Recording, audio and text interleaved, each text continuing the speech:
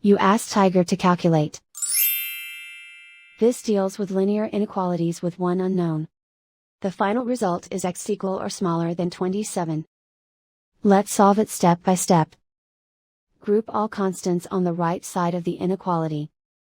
Subtract 5 from both sides.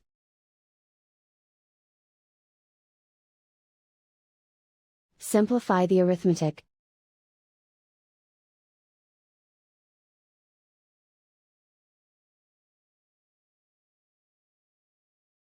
Isolate the x. Multiply both sides by 3.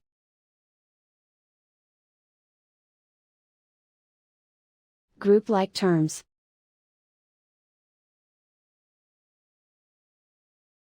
Multiply the coefficients.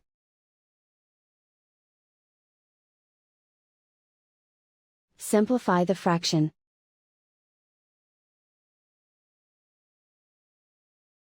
Simplify the arithmetic.